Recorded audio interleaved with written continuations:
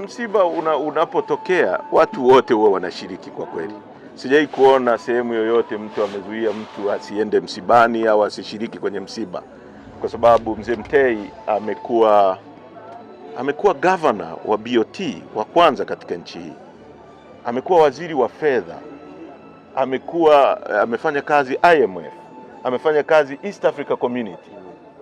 So, sisi we are proud kwamba muasisi wa chama chetu ni msomi mkubwa na mtu mwenye track record safi.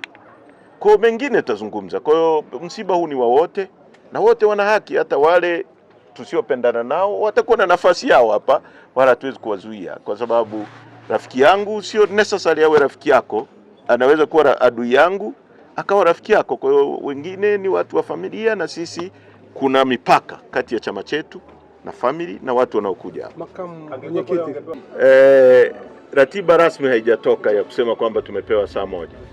Kwa vyovyote vile sisi hapa ni wafiwa, yaani hilo lieleweke. Sisi ni wafiwa kabisa. Huyu ni mzee wetu, ni muasisi wa chama chetu, ni mtu mwenye kadi namba 1. Kwa hiyo chochote kitakachofanyika hapa kitafanyika kwa masikilizano kati yetu na familia.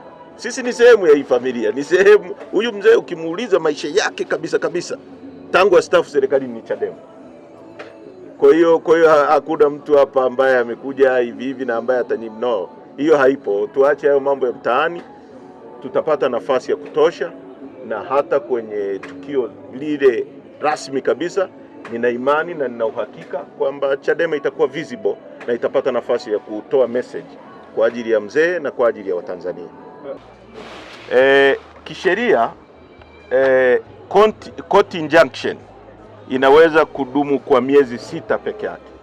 Sasa wanasheria wetu watafafanua vizuri, akiwemo mwanasheria mkuu wa chama, lakini wakili Welewele yuko hapa kwa sababu najua chama chetu kimesheheni wanasheria.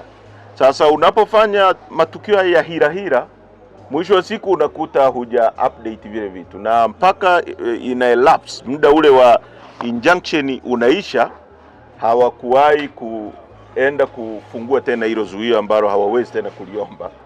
Kwa sisi kwa sasa, kama alivyoandika mwanasheria mkuu wa chama, hakuna injunction tena yoyote ya kuzuia kufanya shughuli za chama, na tutatoa program sasa za roll out ni nini tunaanza nacho rasmi, na tutakuwa tayari kwa mikutano ya chama, vikao vya chama, ofisi za chama kufunguliwa nchi nzima. Na Chadema kama alivyosema Mzee Mtei, hili neno hakuna kulala mpaka kieleweke. Ameliasisi Mzee Mtei, no compromise. Si kama mnaelewa, linabeba ujumbe mkubwa, kwa sababu kuna watu nimesikia wanasema Mzee Mtei hakuwa confrontational. Ukisoma hilo neno linakuambia nini message? Hakuna kulala mpaka kieleweke. Maana yake hakuna kukata tamaa, hakuna compromises za uongo, hakuna vitu vya ambavyo havina maana mpaka ambapo tutakapobadilisha nchi hii.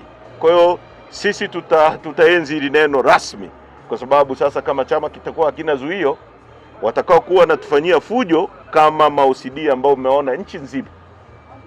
Leo tunazungumza hapa, mwenyekiti wetu wa wilaya ya Mbeya vijijini amekamatwa kwa sababu anahoji kwa nini OCD akashushe bendera ya chama. Ni kitu ambacho hakijai kutokea, very strange.